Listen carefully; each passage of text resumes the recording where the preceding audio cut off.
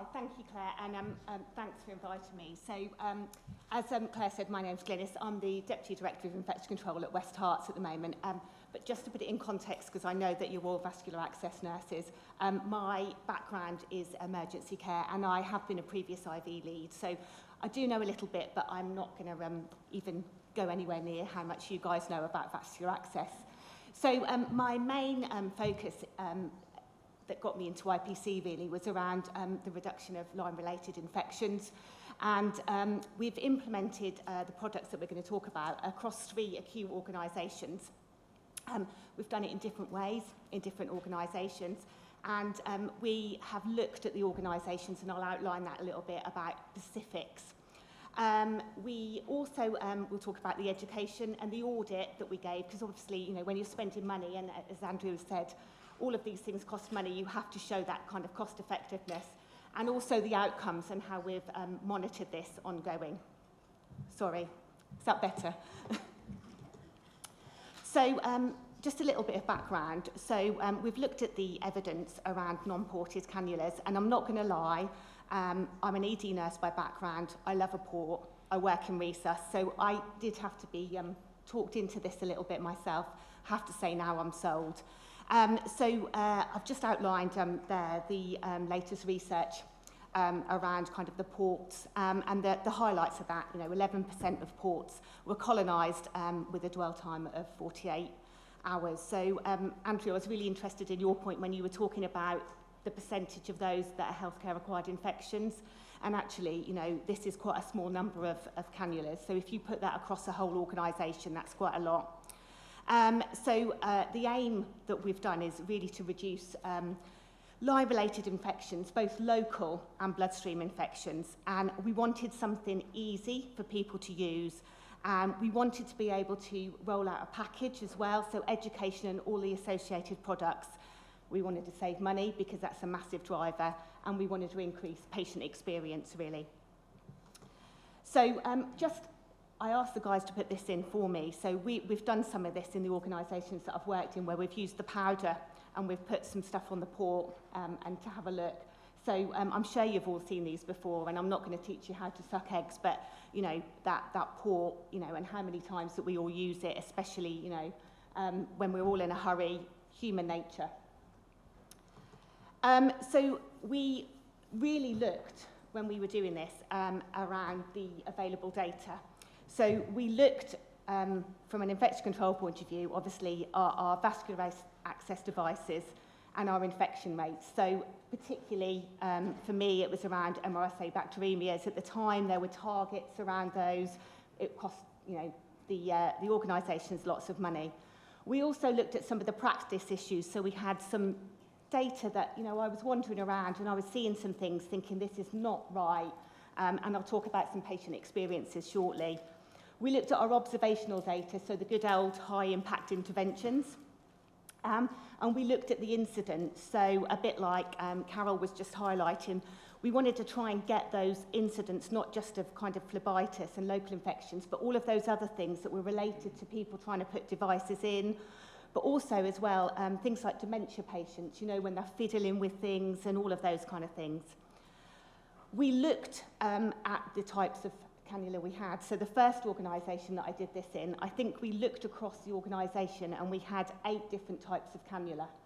I wasn't aware of that as the IPC lead. I thought we just had one standard type, but we kind of looked at that and we wanted to do something around standardising it to make it easy for people. We looked and we needed a review of our practice. So in the organisation that I first implemented these in, we didn't even have an ANTT programme. So we had an aseptic programme, but we hadn't implemented ANTT. So I wanted something that would also cover that. And we looked at our current costs. Obviously, with 8 different types of cannula, we were looking at slightly different, you know, costs across the board, really. So I just want to outline some patient experience. So these are from all 3 organisations, just to kind of highlight them. And I'm sure they happen in every organisation across the NHS. Please tell me they do, because otherwise I'll feel awful and think that my job as Deputy Dipsy is not going well. So patient 1, this was a patient in my first organisation. They had a cannula in situ. It was a ported cannula.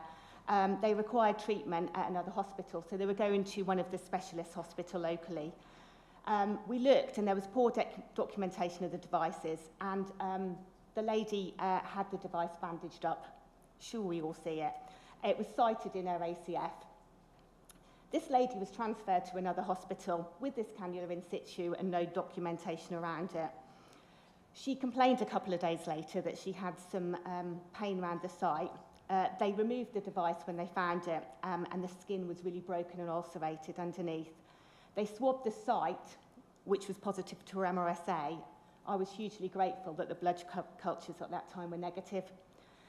We did a little bit of an RCA into that one, and it was really around the practice and the documentation, and it just gave me more kind of information that we kind of needed to really look at what we were doing and what devices we were using. So patient 2, this patient, again in an organisation, had a ported cannula in their left hand for IV antibiotics. She was an elderly lady on one of our dementia wards. She was hugely worried about having this device in her hand. She was fiddling with it. She was pulling the port off. We ended up having to bandage it. We ended up having to kind of really try and keep it, you know, so that she wouldn't fiddle with it. We gave her, you know, fiddle muffs. We gave her everything we could, but she was really, really worried about this device in her hand. We found it, pulled out, hanging out. The cannula was dislodged. She had quite a lot of skin damage, you know, an elderly lady, you know what their hands are like. She became very unwell a couple of days later, and she was septic, and she grew an MSSA bacteremia. So we looked around that and we thought, what can we actually do? How can we kind of manage this situation? So again, we did a little RCA into that one. The third patient was before I went back into the acute trust. So I'll never forget this lady. She was an amazing lady. She was referred to us as a community IV team. She had some cellulitis in her legs, and she required a 5-day course of antibiotics, so we had a pathway for that. We cannulated her. God, she was really difficult to cannulate. And every day we went, she needed a new cannula. And I was thinking, what is she doing with this? And she was a knitter. And every time she was knitting, she was catching this port. And we did think at the time, why have we got a ported cannula in her? You know, what, when she's out in the community, we didn't really think about it. It was just at the time. So it made us kind of think. And this was probably about the time when we were looking, you know, at first at non-ported cannulas. So we kind of looked at all of that experience, and we decided we're going to look at it. So the first thing we did was we engaged the right people. So vascular access groups. So all 3 of the organisations we've done this have got vascular access groups, you know, with the right people on, anaesthetists, praxic educators, ED staff. We looked at our data, and we looked at kind of that board assurance thing. So I'm sure you're all aware, it's all about money, it's all about patient experience. And also for us as well, obviously if you've got an MRSA bacteremia on your books, it's that reputation of the organisation as well. We really wanted ownership from the clinical teams. We felt that this wasn't an IPC thing, although we have quite a lot to do with it. We felt it wasn't, you know, it shouldn't be led by us. And we really wanted to get some support right from the top. So the first organisation we did it in, our chief nurse decided she was going to do our ANTT competencies and learn how to cannulate with the new devices, which was amazing, really, putting herself out there. We got some specialist groups involved, so we got sort of the IV specialists within the organisation. So the trust where I am now, where we're just doing this, I manage the IV specialist team, so it's quite good that I've got those. But we also wanted the community teams, so we've got an OPAT service where, you know, we want to make sure that they're happy with all the devices as well. And microbiology, you know, we needed them in to kind of give us advice around all of those organisms and how best to manage those. My best friends are now the procurement and finance team. I sweeten them quite regularly. I give them the pens that the reps give me, but actually they've really advised us and helped us. And also I wanted to know what education and support we could get from the different suppliers, because I can't do it as an IPC nurse. I'm up to my ears in COVID again at the moment. It's gone away though, you know. And we wanted some support, because even our practice educators teams as well need that support to do that. So we first looked what was important to our clinical teams. So when we asked them, they just said, we want something easy that we can use. We don't want to be messing around. They wanted a project that was quality. They were really worried that we were going to do the cost-saving bit and that we were going to, bring them in a product that wasn't really fit for purpose. We wanted something that stayed in position. So one of the issues that we've had in the Trust West Herts, where I am at the moment, is the devices that we previously had, we couldn't keep in position very well. We were having to do different things with the dressings. We wanted something that we could use across the board, so we had one product rather than 5 different ones, and patient experience. So the staff kept saying to us, as you said, they want a device that they can get in easily, that they haven't got to mess around with. We wanted to ensure that any product we had that had the related products, so we wouldn't be messing around with different ones, and standardisation. But also they said to us, we want something that's quick. We haven't got time to cannulate, with different devices, and so they wanted something that would save them time as well. We then looked at the corporate picture, so what's important to the organisation, and I think we all know in the NHS it is cost at the moment. We also looked at things like the infection rates, so it was about reputation of the trust. We looked at our clinical and our IPC data, so what was it telling us? And we looked at our patient experience, so we have asked, as Andrew said, some of the patients with these devices, what they thought, what they felt. Standardisation is always important to any organisation, really. They wanted a product that was safe, so they didn't want to just go for cost saving, they wanted some assurance it was safe. And we wanted something that complied with the national guidance and give assurance around that as well. There were some environmental issues, so there's a really big push, I'm sure you're aware of, the green footprint. So I'm doing some work in our trust around glove usage, but there was a really big thing about that environmental thing as well. And they wanted staff to save time as well. They want efficiency. So we looked at the choices, and I was absolutely amazed by how many different choices there were. There were lots. But we wanted to make sure it was fair, so I went to my procurement team in all 3 organisations and said, look, can you tell me what options are out there? Is there any new products we should be looking at? We talked to all of the different companies and we asked what products they could offer and what support they could offer. And we asked for some samples, so we took them to Vascular access groups, we took them to kind of the key areas within the organisation. We really liked a lot of the products, but we knew that we weren't going to be able to afford them. We knew that we'd have to make this cost effective. And we looked at what the organisation needs. So it's very different how we've done it in three different organisations, and I have to say we've learned along the way as well. So we really thought about what the organisation wanted. So we went with the Braun one, hence that I'm here today. We liked it, and the feedback that we had was around the handling. So I'm not going to lie, I had to be taken into a darkened room and taught how to use this non-ported cannula, because I cannulated as an A&E nurse would with my hand on the port, and I was absolutely petrified that I was going to go out there and they were going to ask me to cannulate and I wouldn't be able to do it with this device. So the guys took me into a darkened room and I had a few attempts. They like the fact that when you put this device in, the blood doesn't come out the other end. Now, I have to say, one of the feedback is as well, is some of our clinical staff now are saying to me, we haven't got it in Glynis because they can't see the blood. So, we've made a real effort to kind of go through that. But from an IPC point of view, it's really good because it's clean. I love it. We looked at the environmental factors. So some of the integrated devices that we looked at, we were slightly worried how many you were going to be using. Obviously, we don't try more than once, Andrew, I promise. But we looked at them, and if it was difficult to get in, we were worried about that as well. And we had to look at the cost as well. And we also looked at the cost of the associated equipment, because what we didn't want to do was get a cost-effective cannula and then pay lots for, all of the related equipment. We wanted something that we didn't have to do loads of training with the device. Even though I was taken into a darkened room, actually it was quite easy to make that change over.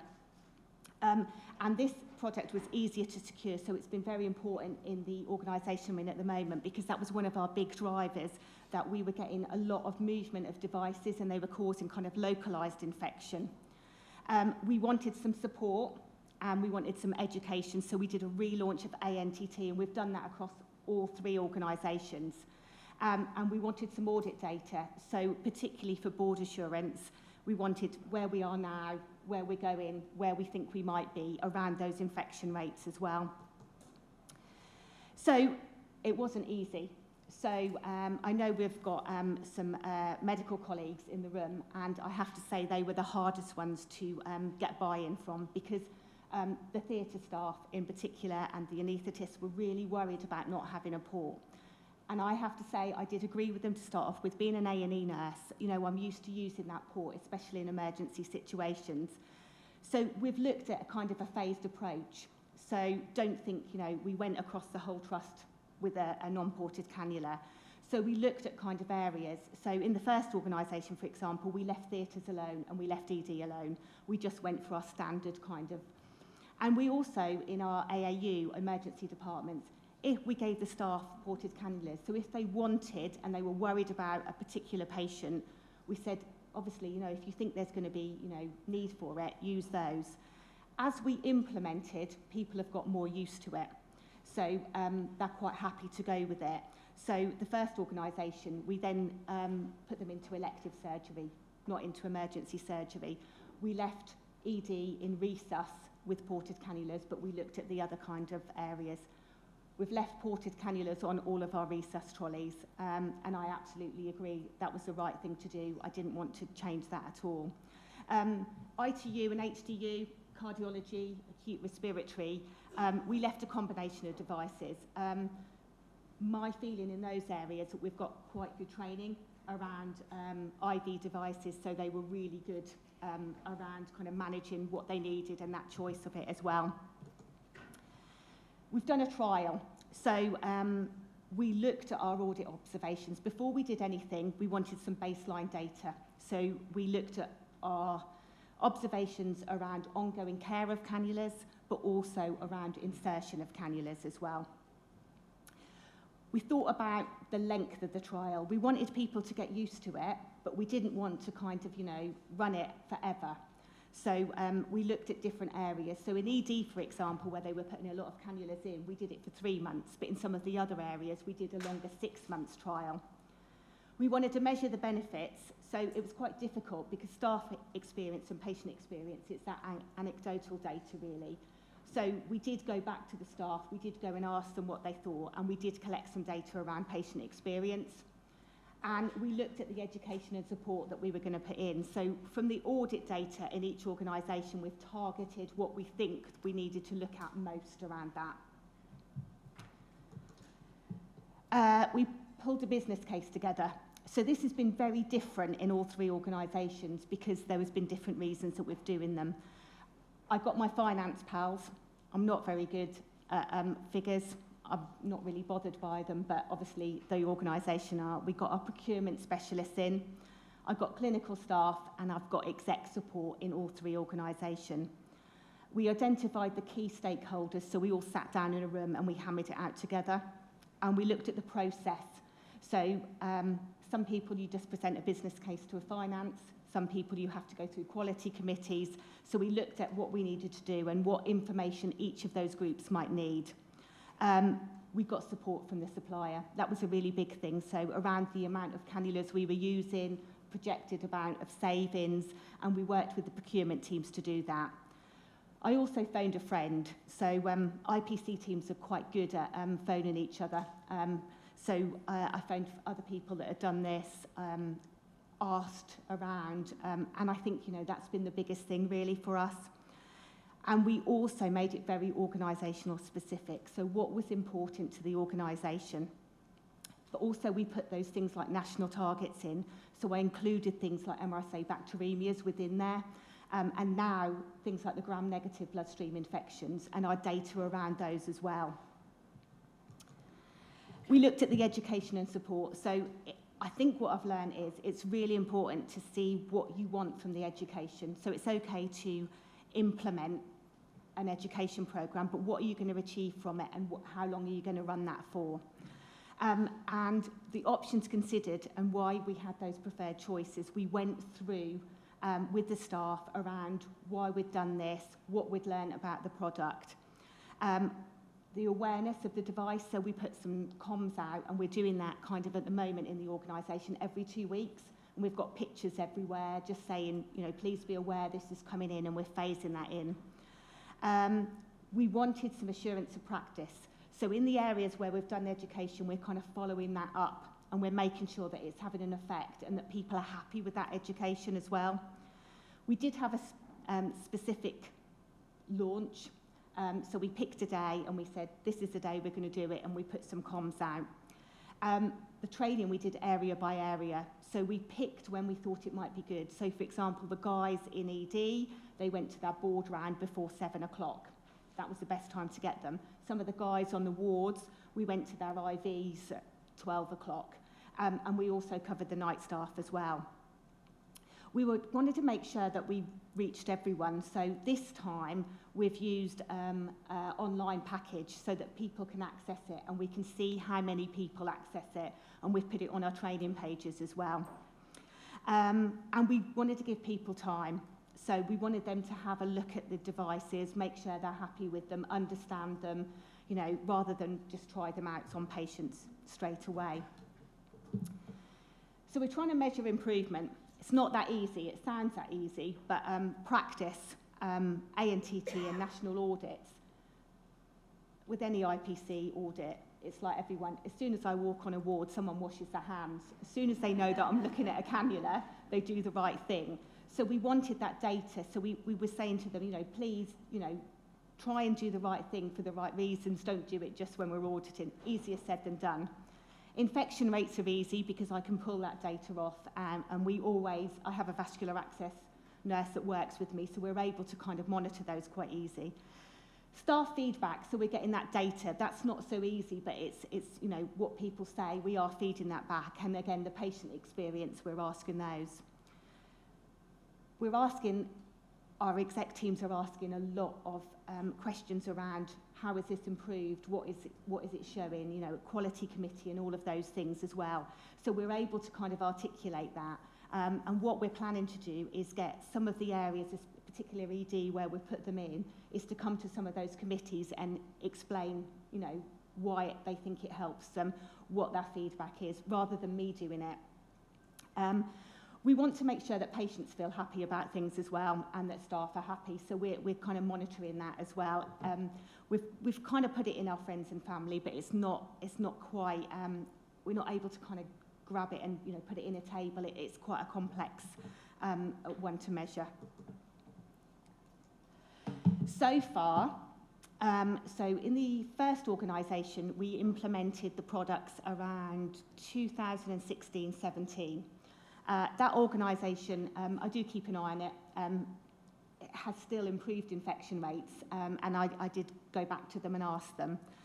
They have continued use of the products. So in that organisation, we implemented the products as part of a cannulation pack, because that's what they were used to using. There's still cost savings, and we've implemented it in the trust that I'm in at the moment. We're about halfway through implementation, and we're still saving. Good staff feedback. So the previous two organisations have really stuck with the product, and they really liked it.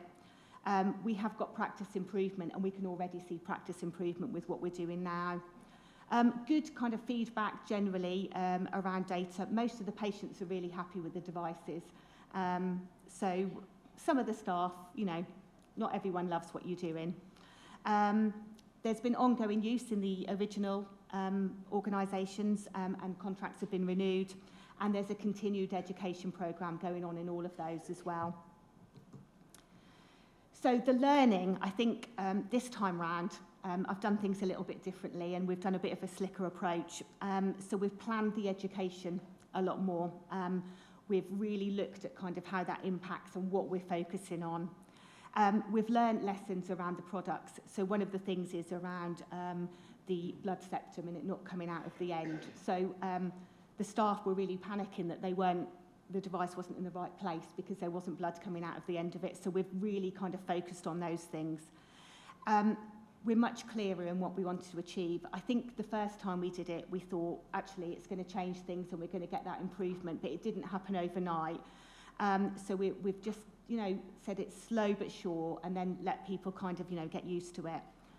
Not everyone loves the products. So I've always got some feedback saying, actually, I don't like this, or where's my top port? I can't work like this. I don't like putting this one in, and I don't think you're going to please all of the people all of the time, but I think that's the same with any device, and I think there's a little bit around change with that as well. We've really done it slowly this time, so we've started to implement, but at a slow pace, and we're just doing the education slowly. So far, so good. We've not had any major problems. I've not had any phone calls saying, where's my port, where's my other device. So I think it's probably working a little better because we're taking it slower. Really listen and communicate with people. They are a bit worried about change. I'm not the person that puts the cannula in every day. It's fine for me to sit in my little IPC office and monitor the infection rates. I'm not the person doing it every day, so we're really trying to support. We're sharing the information, so probably as with you all, we're now going to ICSs, so I'm working with the other 2 acute trusts in our area, and we're looking to standardise that across.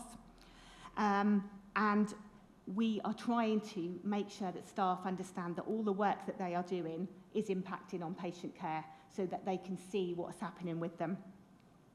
And I would say, remember, don't take the whole organisation on at once. Don't think you can go in and just go non-ported across, because actually, you're going to have to look at what areas you're needed and how you manage that.